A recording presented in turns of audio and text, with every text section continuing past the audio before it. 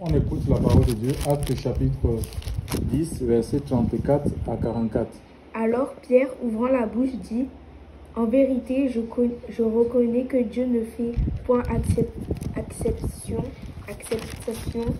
de personne, mais qu'en toute pratique, en toute nation, celui qui le craint et qui pratique la justice, lui est agréable. Il a envoyé la parole aux fils d'Israël en leur annonçant la paix par Jésus-Christ, qui est le Seigneur de tous. Vous savez ce qui est arrivé dans toute la Judée après avoir commencé en Galilée à la fin, suite du baptême que Jean a prêché. Vous savez comment Dieu a oint du Saint-Esprit et de la force Jésus de Nazareth, qui allait de lieu en lieu, faisant du bien et guérissant tous ceux qui étaient sous l'empire du diable, car Dieu était avec lui. Nous sommes témoins de tout ce qu'il a fait dans le pays des Juifs et à Jérusalem. Ils l'ont tué en le pendant au bois. Dieu l'a ressuscité le troisième jour et il a permis qu'il apparût non à tout le peuple, mais aux témoins choisis d'avance par Dieu. Non à tout le peuple, mais aux témoins choisis d'avance par Dieu, à nous qui avons mangé et bu avec lui, auprès qu'il fut ressuscité des morts. Et Jésus nous a ordonné de prêcher au peuple et d'attester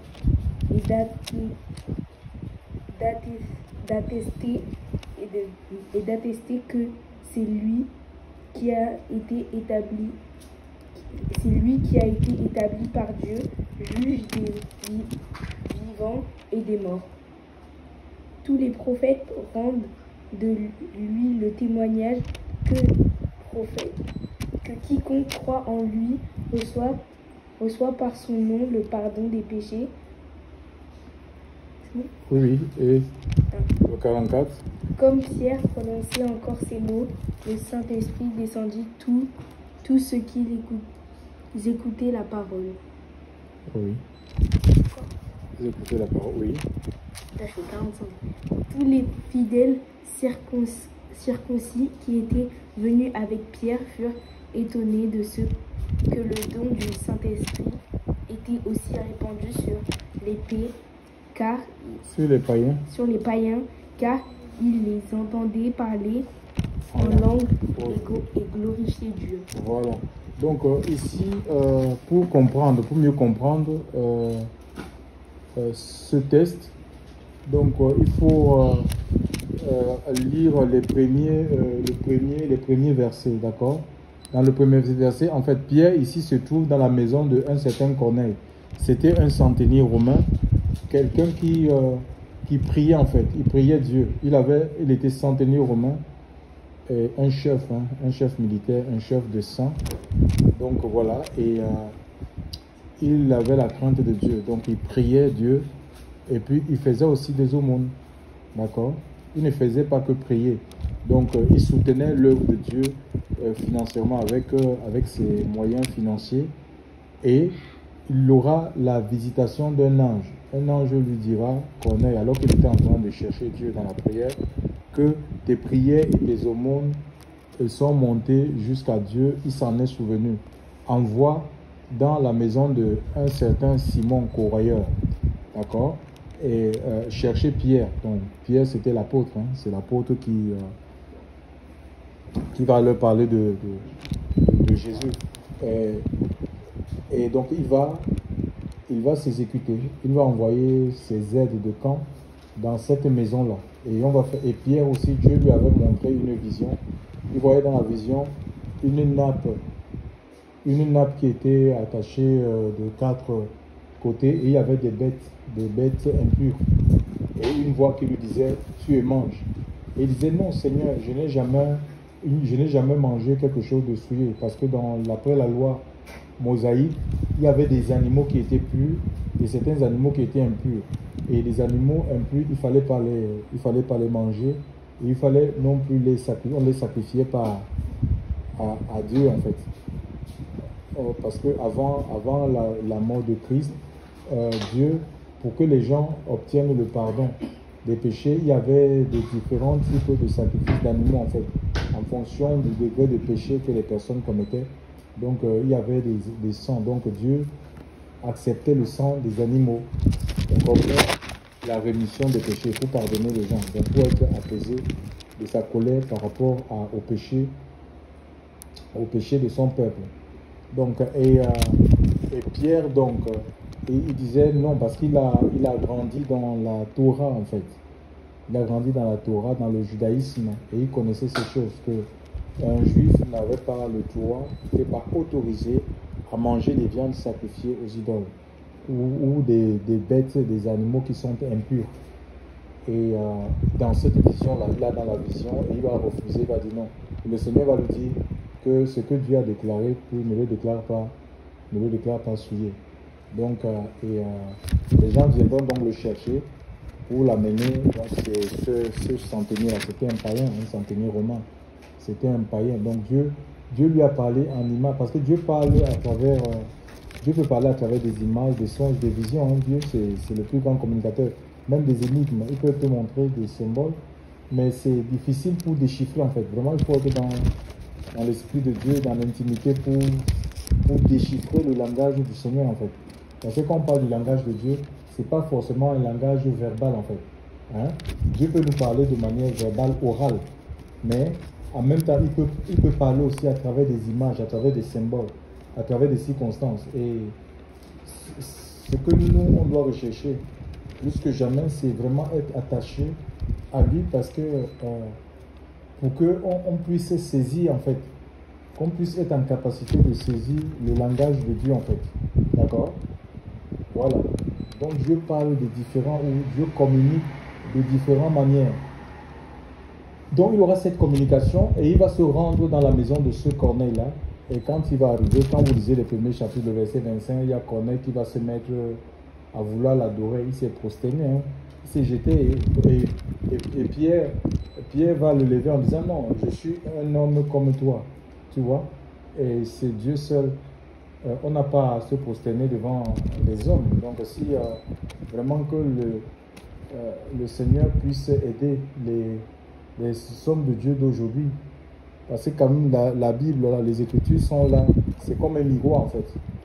Et ce que les anciens, nous sommes rentrés dans le travail des anciens en fait. Les gens qui nous ont précédés dans la foi. La foi, ça ne commence pas avec nous. Ou les prédications, le service de Dieu, ça commence pas avec nous. Il y a des gens qui ont été, comme les apôtres là. Et l'Église, elle est apostolique et prophétique. Elle est établie sur le fondement des apôtres et des prophètes. Christ étant la pierre angulaire. Donc nous devons regarder comment les apôtres, le Seigneur, ont servi Dieu. On voit un homme, cet homme-là, il va refuser l'idolâtrie. Mais aujourd'hui, nous, on aime l'idolâtrie en fait. Les hommes de Dieu aiment et veulent être adorés. Ils aiment que les gens l'adorent, que les gens se prosternent devant eux, que les gens se soumettent à eux. Tu vois? Et c'est ça qui fait que le Dieu, de plus en plus, se retire. Parce que s'il ne trouve pas sa place, il ne pourra pas agir. Hein. Il ne pourra pas se manifester. Donc, un homme qui encourage l'idolâtrie, mais Dieu ne peut pas continuer à se servir de lui. Ce n'est pas possible. Sinon, cet homme-là va penser qu'il est devenu lui Dieu. D'accord? Et on doit refuser l'idolâtrie. Pourquoi? Les hommes de Dieu doivent refuser l'idolâtrie parce que ils sont face à des ignorants. Les gens, ils ne connaissent pas. Les gens, ils ont des histoires. Ils ont dans le monde des façons d'adorer. Peut-être ce Corneille-là, c'était un païen. Et ils savaient peut-être qu'à leur époque, eux, ils adoraient César. Hein. César c'était un centenier romain. Et César était considéré comme Dieu. Vous voyez un peu? Et il va se prosterner. Donc, il voudra reproduire ça. Mais sauf que ce n'est plus le même royaume en fait. Donc, Pierre ne représente pas le royaume de la terre. Il ne prône pas le royaume de la terre. C'est un ambassadeur. Il est ministre du royaume des cieux. Et dans le ciel, il y a une seule personne qui a adoré le Seigneur Jésus-Christ. L'agneau qui est immolé. Alléluia. Gloire au Seigneur. Et même l'apôtre Jean aussi. Donc, dans ses expériences, dans ses visions, dans le ciel, il voudra aussi adorer l'ange qui lui montrait un peu le ciel, hein, des choses, des événements qui se déroulent en ce moment et certains qui sont à venir. Il voudra adorer le Seigneur est là, lui dira, regarde, toi, mieux faire cacher ton compagnon de service et celui de tes frères, le prophète. Adore Dieu. Nous avons aussi dans Acte 14, si on va plus loin, on va voir l'apôtre Paul. L'apôtre Paul et Barnabas ils avaient guéri un monsieur qui était boiteux, né boiteux en fait. Ils vont prier pour cet homme. Et cet homme va être guéri. Et directement, on va dire que Barnabas c'est Zeus et que Paul c'était Hermès. Comme il a porté la parole, ils ont amené des guirlandes, des taureaux, les habitants de cette contrée-là, de la Lituanie, pour les déifier en fait. Et ils ont refusé en disant qu'ils étaient des hommes de la même nature que eux. Et un vrai homme de Dieu refuse, qui craint le Seigneur et qui suit la voie de Dieu, refuse l'idolâtrie, va refuser que les gens l'adorent. Il va amener les gens, non pas à voir les yeux, il va refuser que les gens aient les regards fixés sur lui, que les gens s'attendent à lui pour quoi que ce soit, mais il va les diriger plutôt il va diriger leur regard vers le Seigneur. Alléluia. Il va les amener à regarder à Jésus, qui est le consommateur de la foi de tout enfant de Dieu. Donc, puisse le Seigneur nous préserver. Et quel que soit le niveau d'onction, de puissance et d'autorité, de connaissance, de sagesse qui peut investir dans notre vie, réveille-toi. Réveille-toi. Donc, qui peut investir dans notre vie, qu'on doit toujours donner la gloire au Seigneur. Parce que notre capacité, ça ne vient pas de nous, mais c'est de lui à lui, c'est lui qui fait. Et le jour qu'on veut se substituer à Dieu, Dieu va se retirer, qui que nous soyons. Dieu va se retirer de nous, à lui. Hein? Donc il ne faut jamais, il s'appelle, un des noms de Dieu, c'est jaloux. Donc il n'accepte pas, Dieu ne partage pas sa gloire avec les hommes. Que le Seigneur puisse nous garder. Je reviens sur mon message. Nous avons donc cet apôtre-là, il va venir, et puis cet homme-là va lui parler de cette vision qu'il a eue. Et dans le verset 35, le verset 34, l'apôtre Pierre va se mettre à lui parler donc du Seigneur. Alléluia. Donc il va parler du Seigneur, donc du début du Seigneur, comment il s'était rendu à Jean en Judée pour prendre son baptême, et il s'est mis à prêcher partout. Et l'Écriture nous dit dans le verset qu'il allait de lieu en lieu faisant le bien, guérissant de la souffrance, guérissant, oui. Donc,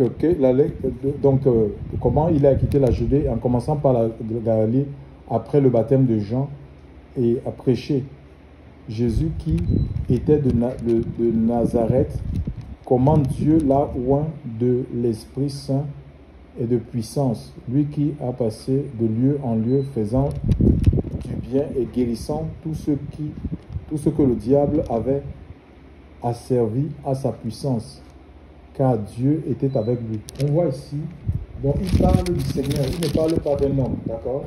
Il est face à un incrédule. Ici, il présente Christ en fait. Il présente le Mashiach, le Sauveur oint, celui qui est censé libérer. Comment il allait, Dieu a oint le Seigneur, d'accord? Et parce qu'il était oint de Saint-Esprit et de force, il allait de lui, il pouvait faire du bien, il faisait du bien et guérissait la souffrance et il délivrait les gens qui étaient sous la domination de Satan. Donc on a besoin d'être oint en fait. Premièrement, on a besoin d'être oint et oint de Saint-Esprit et de force. L'Esprit de Dieu, c'est l'Esprit qui te guide en fait, d'accord? Qui te guide. Et la force du Seigneur, c'est l'onction. On a besoin de cette onction. L'onction dans le livre de Ésaïe 10, 23, il nous a dit que l'onction brise les jours. D'accord? C'est l'onction du Seigneur qui brise les jours. On a besoin aujourd'hui des serviteurs et des prédicateurs oints. Des gens qui non seulement annoncent la parole, parce que l'évangile, ce n'est pas seulement les discours. Ça ne se limite pas dans les discours persuasifs de la sagesse, mais c'est une démonstration de puissance, en même temps qu'il démontre la puissance de Dieu. On veut la parole avec la puissance. L'évangile, c'est la puissance de Dieu pour le salut de quiconque croit. C'est ce que l'apôtre Paul avait dit, je n'ai pas honte de l'évangile. Je crois que c'est dans Romains 1,16. car c'est la puissance de Dieu pour le salut de quiconque croit. Donc l'évangile qui est oint, on ne veut pas un évangile qui est frélaté, on ne veut pas un évangile théologique où on raconte les choses de Dieu comme de l'histoire géo. On veut un évangile qui est oint, et lorsque l'évangile est oint, cet évangile-là va transformer les cœurs. Cet évangile-là va guérir les cœurs qui sont brisés. Ésaïe 61, il dit, car l'Esprit du Seigneur est sur moi, parce qu'il m'a oint. On peut lire ça.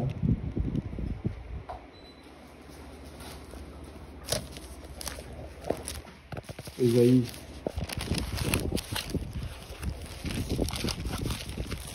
Bien sûr.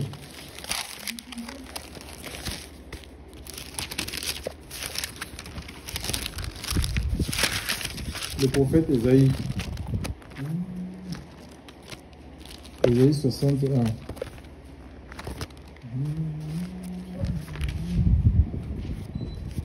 Jesus is the winner. Jesus Christ the winner. Jesus is the winner. Oui, Ésaïe 61. D'accord?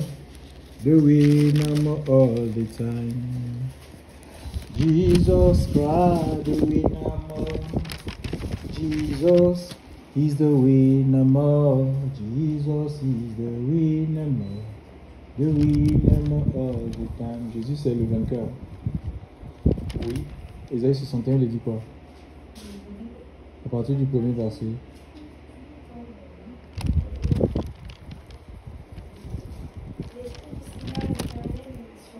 Oui.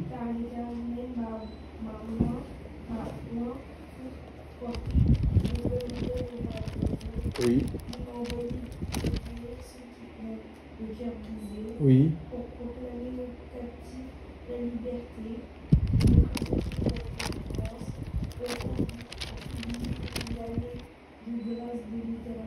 vous voyez un peu. Donc ici, le Seigneur entend ce qu'on appelle l'agenda. C'est qu'on appelle ça, c'est l'agenda ou la feuille de route. Il dit, l'Esprit du Seigneur est sur moi parce qu'il m'a oint pour porter de bonnes nouvelles aux pauvres. Et que des mauvaises nouvelles. Donc le Seigneur a des bonnes nouvelles. Ça veut dire que si on est dans notre vie et, je ne sais pas, parsemé de mauvaises nouvelles, le Seigneur va changer. Il va changer ces mauvaises nouvelles en bonnes nouvelles. Et ça, c'est le rôle de l'onction du Saint-Esprit. Alléluia. La bonne nouvelle, c'est une nouvelle qui donne la joie. D'accord? C'est une nouvelle qui procure la joie, qui procure la paix, qui fait naître l'espérance dans le cœur d'une personne.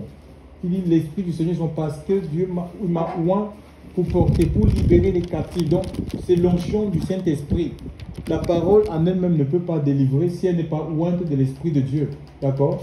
On veut une parole qui est ointe, sinon c'est des lettres en fait. La parole qui est ointe, elle va libérer les gens. Il y a des captifs, il y a des gens qui sont dans les captivités. Ça peut être des chaînes spirituelles, les chaînes de philosophie, de raisonnement. Ce n'est pas avec une simple lettre de théorie qu'on va sortir les gens dans les forteresses que les traditions, les coutumes dans lesquelles ils se sont bâtis. C'est pas possible. Il faut une parole du Seigneur, une parole qui est ointe de l'Esprit de Dieu. La parole de Dieu, c'est comme un marteau qui brise le roc en fait. C'est ce que la parole, c'est ce que le prophète Ésaïe nous dit. Donc c'est un feu aussi. C'est un feu dévorant, donc qui va consumer des chaînes spirituelles. Mais il faut que cette parole soit ointe du Saint-Esprit. Une parole qui est ointe, ça apporte la consolation, ça apporte la délivrance. Il parle d'une année de grâce, pour proclamer une année de grâce. C'est des gens, par exemple, il y a ce qu'on appelle la grâce présidentielle. Ça, c'est souvent accordé aux prisonniers. Les gens qui sont prisonniers, tu sais que tu es en prison, tu ne peux pas sortir. Et le président, comme ça, chaque année, donc, de manière aléatoire, il accorde des personnes ce qu'on appelle la grâce, c'est-à-dire la possibilité de sortir de la prison. Hein? Et pourtant, ils n'ont rien fait, ils n'ont rien payé. Tu ne mérites pas, mais on te sort de la prison comme ça, on te relaxe en fait. Voyez? Et c'est ce que le Seigneur est venu, il est venu sortir des prisonniers des prisons spirituelles. Chers frères et sœurs dans le Seigneur, réveille-toi. Réveille-toi, réveille-toi, écoute la parole de Dieu. Donc on voit, Jésus était oint. Donc il était loin de l'Esprit de Dieu. Il était loin du Saint-Esprit. Il était habité par le Saint-Esprit. Et il était loin, il avait l'onction. L'onction, c'est le doigt de Dieu. D'accord? Quand on n'a pas de l'onction du Saint-Esprit, c'est le doigt, c'est un toucher. C'est le Seigneur. On n'a pas besoin. Quand un ministère est loin, une assemblée est loin, je vous assure, on n'a pas besoin de... On bouscule les gens, on fait tomber les gens, on fait même du mal aux gens. On tape, j'ai vu des gens font des délivrances en tapant sur les gens. Non, c'est l'onction du Saint-Esprit. On n'a pas besoin de taper, de frapper sur les gens pour les délivrer, pour que les démons quittent leur corps. Donc la parole de Dieu, quand elle est pointe, elle est puissante, elle va soumettre les démons. Les démons vont se plier. Il était loin et il allait de lieu en lieu. Voilà encore une autre aberration. Donc on voit ici, c'est Dieu, les champs de mission, c'est Dieu qui nous assigne ou qui nous donne un lieu d'affectation. D'accord? Parce que dans le monde, hein, écoutez, il y a l'autorité, les autorités se dépassent en fait. Vous voyez un peu? Les autorités se dépassent. Par exemple, les gens imaginent un peu l'autorité qu'un sous-préfet a. Ce n'est pas la même autorité qu'un préfet. Le préfet a plus d'autorité qu'un sous-préfet. D'accord? Et par exemple, le gouverneur, il a plus d'autorité que le préfet. Le président de la République a plus d'autorité que le ministre. Vous voyez un peu, donc c'est gradué en fait. Donc, et c'est le Seigneur en fait. Donc il y a des gens que Dieu a donné, il y a des serviteurs que Dieu a donné autorité sur les nations en fait. Donc leur ministère, leur sphère d'influence, ce sont les nations. Ils peuvent aller dans toutes les nations. Il les a donné l'onction qui va avec, qui est capable de soumettre même les esprits. Donc les esprits qui commandent, les principautés en fait. L'esprit qui dirige les nations, les pays, qui sont à la tête des nations. Donc ils ont le bâton pour soumettre ces démons-là. Maintenant, si toi, par exemple, Dieu t'a donné une autorité, je ne sais pas, régionale, que tu dois travailler dans une région ou dans un village. Et dans un village, il y a un chef de village. Et comme on peut dire, il y a un démon aussi qui commande ce village. Mais Dieu donne une autorité sur les démons du village. Toi, tu ne veux pas rester, tu ne veux pas servir Dieu dans un village ou bien dans une ville. Il t'appelle seulement à rester dans une ville, à étendre l'œuvre dans une ville. Par exemple, à Paris, il te donne l'autorité sur le démon qui gouverne la ville de Paris. Mais tu dois rester à Paris. Si tu quittes Paris pour aller à Strasbourg, Dieu n'est pas, et sans l'ordre, il faut que tu aies l'accréditation du Seigneur. S'il n'y a pas l'accréditation du Seigneur, mais les démons de Strasbourg, là, ils ne vont pas se soumettre à toi. Hein. Tu vois, si tu dois servir Dieu au Cameroun, il t'a donné par exemple le Cameroun, que tu dois rester là, il t'a donné le patron sur le Cameroun, l'autorité sur le Cameroun. Les démons de Cameroun disent que non, moi je vais aller en Europe. Si tu viens en Europe, c'est pourquoi beaucoup ils sont venus mourir ici spirituellement. Parce qu'ils ne sont pas à leur place. Dieu ne travaille pas dans le désordre, dans la confusion. C'est un Dieu d'ordre. Et ce ministère-ci, c'est un ministère de l'esprit. Ce n'est pas notre ministère. Nous devons aligner notre vie tout simplement pour suivre le cours de la volonté de Dieu, aller là où le Seigneur veut que nous allions. Donc la vie du Seigneur était une vie qui était guidée, qui était dépendante du Saint-Esprit. Il dit que je ne fais que ce que je vois faire mon Père. D'accord? Jésus sur la terre était disciple de Dieu. Il était disciple, donc il suivait tout ce que Dieu disait, et c'est ce qu'il disait en fait. Tout ce qu'il voyait Dieu faire, c'est ce qu'il faisait. Donc il n'imaginait pas des choses. Hein? Et ça remonte même dans l'Ancienne Alliance. Le tabernacle que Moïse avait reçu, c'était sous l'inspiration de l'Esprit. C'est Dieu qui lui a montré, qui lui a révélé tous les aspects du tabernacle pour qu'il puisse le représenter sur la terre. C'est la même chose, mais nous, on ne reçoit rien où on croit qu'on peut servir Dieu dans la chair. On ne sert pas Dieu dans la chair. Notre chair doit être annulée pour rentrer dans le service spirituel en fait. Le service en esprit et en vérité qui réjouit le cœur de Dieu. Un service oint du Saint-Esprit. Alléluia. Un service oint du Saint-Esprit. Les chaînes de Satan. Le diable ne peut pas résister à ce genre de ministère. Un service qui est oint de l'Esprit de Dieu. C'est la force de Dieu. Tu ne peux pas te fatiguer. Tu ne peux pas dire que tu es fatigué, tu es épuisé, l'œuvre de Dieu te fatigue. Ça devient comme un poids. Non, mais ça veut dire peut-être que tu as rajouté des choses ou tu n'es plus dans la volonté parce que Dieu te donne les ressources. Hein? Tu es ambassadeur, non? Imaginez un peu un ambassadeur. Un ambassadeur qu'on t'envoie dans un pays. Si on t'envoie dans un pays, le pays qui t'envoie va te soutenir sur tous les plans, en fait. Que ce soit sur le plan financier, sur le plan matériel, sur le plan logistique, d'accord? Ils vont te soutenir. Et quand s'il y a même des problèmes, s'il y a des troubles dans le pays où tu es envoyé, ils vont dépêcher des gens pour vous mettre à l'abri. D'accord? C'est comme ça, en fait. On est ambassadeur du royaume, on représente l'ambassade du royaume, mais si on commence, si nous on est par exemple, on est les ambassadeurs du royaume en France, ambassadeurs du royaume des cieux en France. Mais si nous, ici, on vient s'assimiler, on commence à vivre comme des Français. Vous avez vu un ambassadeur, les ambassadeurs de la France, un ambassadeur de la France qui est au Cameroun, qui va s'identifier à la pauvreté des Camerounais. Ça ne marche, non. C'est pas possible, il ne peut pas s'identifier à leur pauvreté ou à leur culture. C'est un non-sens. Il est financé par la France, à lui. Et on connaît que ce sont des étrangers de par la couleur de leur peau, de par leur façon de parler. Donc ils représentent un royaume. Alléluia. Ils représentent un royaume, ils représentent un État, une administration. Donc de par sa stature. C'est ce que nous sommes, on est des témoins en fait, mais beaucoup ne sont pas témoins. Beaucoup sont des simples prédicateurs, ils lisent la lettre, ils ne sont pas témoins en fait. Hein? Et quand tu lis là, l'apôtre dit qu'ils sont témoins parce qu'ils ont mangé, ils ont vu, et le Seigneur les a demandé de témoigner que c'est lui qui est le juge des vivants et des morts. C'est Christ qui donne la vie en fait. C'est lui qui a la capacité de faire vivre et de faire mourir. Et que la rémission des péchés doit être prêchée en son nom. C'est le témoignage qu'ils ont reçu, les enseignements qu'ils ont reçus pour transmettre. Ils n'ont pas reçu autre chose. Mais regardez, c'est les choses qui sont prêchées dans nos assemblées aujourd'hui. Des choses qui sont extra-bibliques. Des choses des doctrines et des démons en fait. Qui ne font pas, qui abrutissent le peuple de Dieu. Ou l'église, qui affaiblissent l'église du Seigneur. Hein? La rémission, le pardon des péchés, hein, au nom du Seigneur.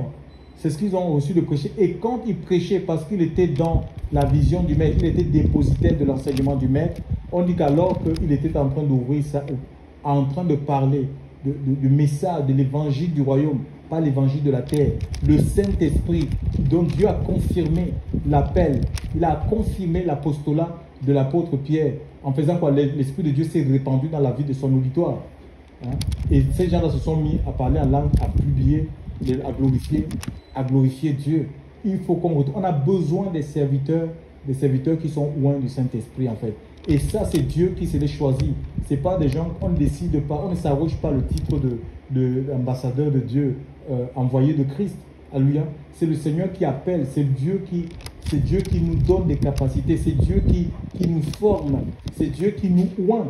Alléluia. L'apôtre Paul dit que notre compétence ne vient pas de nous.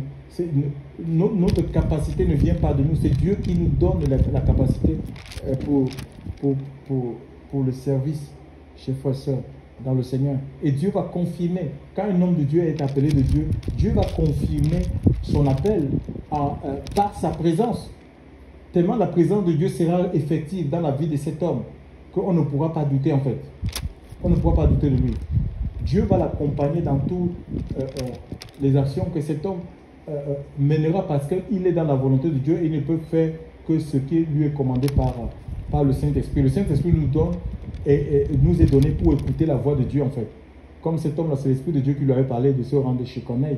Et nous voyons les résultats parce que les âmes étaient disposées pour recevoir le salut de Dieu. Donc nous devons retourner vraiment à l'église des actes des apôtres, l'église qui est conduite. On parle même, il y a certains prédicateurs qui disent les actes des apôtres, c'est les actes du Saint-Esprit. C'est-à-dire qu'une église qui est conduite, qui est dans l'onction de Dieu, qui est dans l'Esprit de Dieu, parce que voilà, il y a trop de chaînes, il y a trop de souffrances, même au milieu des assemblées, des gens qui ont cru, mais ils sont sous la domination, sous l'emprise des mauvais esprits. Les vies sont enchaînées, on n'est pas épanoui en fait. Il y a beaucoup de grèves, beaucoup d'amertume, les gens sont liés par la haine, les jalousies, les compétitions. Parce qu'il faut un message pur en fait. Un message qui vient du ciel, c'est un message qui est libérateur. Alléluia. Dieu est lumière et il apporte la lumière pour éclairer les ténèbres, pour chasser les ténèbres. Alléluia. Pour chasser les ténèbres de nos vies, de nos assemblées, de nos rassemblements. À lui soit toute la gloire. Donc on voit ici le Saint-Esprit, Dieu a confirmé l'apostolat de l'apôtre Pierre, comme venant de lui, et parlant du Seigneur, qu'il a été oint du Saint-Esprit et de force. Et il allait de lui en lui faisant le bien, guérissant la souffrance et tous ceux qui étaient sous la domination du diable. Nous voyons la même chose. L'Esprit de Dieu va confirmer et on voit les délivrances qui s'opèrent et tous ces gens-là, on les a baptisés. Quand on dit le dernier verset, on voit que ces personnes qui ont, sur qui l'Esprit de Dieu est tombé, ils ont été baptisés. Et Pierre même là, on dit l'Écriture, dans Actes, on voit que son nombre guérissait les malades. Donc il était dans, c'était le prolongement. Ils étaient le prolongement, c'est ce qu'on veut. Ils étaient le prolongement du ministère de Christ à travers le Saint-Esprit.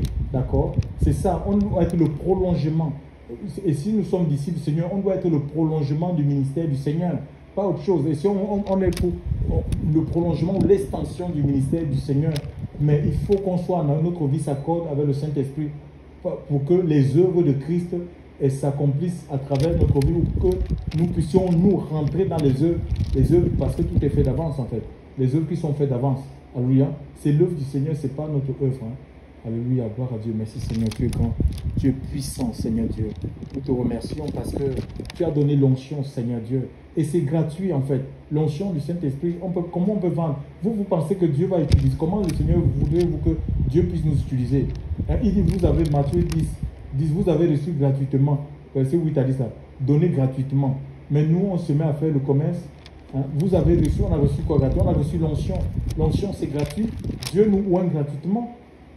Dieu nous donne le Saint-Esprit gratuitement. Il nous donne la parole gratuitement. Les dons de connaissance, de sagesse, la prophétie, c'est gratuit. Le don de guérison, c'est gratuit. C'est la puissance, c'est gratuit. Mais pourquoi nous, on veut faire le commerce avec tout ça? C'est pourquoi ça ne marche pas. Ça ne peut pas marcher. Hein? On ne vend pas la vérité. Hein? On achète. Il dit achète la vérité, ne la vend pas. C'est un proverbe qui le dit. Acheter la vérité, on l'achète par la foi en fait. Parce que la monnaie qu'on utilise pour acheter, Ésaïe 55, c'est la foi en fait. C'est la foi. On achète ces choses, mais on n'a pas le droit de vendre ça en fait. D'accord? Et nos lieux de rassemblement sont devenus des comptoirs où on propose tout. Donc, voilà, il n'y a pas. C'est pourquoi le diable continue à dominer nos rassemblements, à dominer nos vies. On n'arrive pas à rentrer, à vivre le plan de Dieu, à être dans le plan, vraiment vivre, on appelle ça comment? À être dans notre établissement. Hein? Dieu veut nous voir réjouir, à être réjouir, c'est-à-dire qu'on se réjouit de servir Dieu, d'appartenir au Seigneur, être dans le repos, un peu comme Israël quand ils sont rentrés dans le pays dans Canaan. Ils étaient dans le repos. Pourquoi on n'arrive pas à être dans le repos? Et pourtant, le Seigneur nous promet le repos. Il dit, venez à moi, vous tous chargés, fatigués, je vous donnerai du repos. L'onction du Saint-Esprit est là pour nous donner. Une de ses missions, c'est de donner du repos aux âmes, au repos dans nos âmes, le repos intérieur, le repos de l'âme, le repos du cœur, le repos de l'esprit. Hein? On ne peut pas être là, on est dans les inquiétudes, les soucis de la vie. On a peur par rapport à nos lendemains. C'est quelle vie ça? L'onction de Dieu est là pour nous donner ce repos-là. Et Dieu, tout est accompli. Tout est accompli. Tout est accompli, chers frères et sœurs, dans le Seigneur. Donc, et c'est l'onction qui fait la différence. Hein. C'est le doigt de Dieu, en fait. L'onction, c'est le doigt de Dieu. Et Jésus va dire à ses contemporains, parce qu'on disait que c'est pas Belzébuth, qui veut dire que si c'est pas le doigt de Dieu que je chasse les démons, alors le royaume des cieux est au milieu de vous. Donc le royaume des cieux là, c'est paix, c'est joie, c'est justice. Par le Saint-Esprit, c'est paix, c'est joie, c'est justice. C'est Paul qui le décrit aux Romains.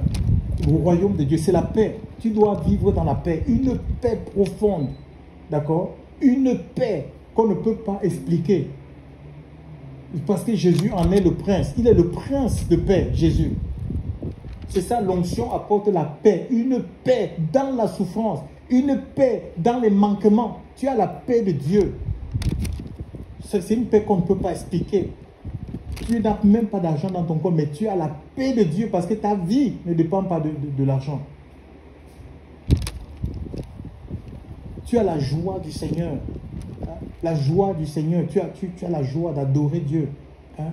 L'adoration, les rassemblements, c'est quoi? C'est un fardeau. On boude. On veut aller dans une assemblée pour communier avec les frères. On boude. Je ne me sens pas bien. Mais tu ne vas pas grandir comme ça. Si tu suis tes émotions, si tu es un chrétien émotif, c'est quand tu te sens pas bien, tu ne pries pas Dieu, tu ne cherches pas Dieu. Quand tu te sens un peu bien, tu cherches Dieu. Mais ça, tu n'es pas un chrétien en fait. Tu es dans l'âme là.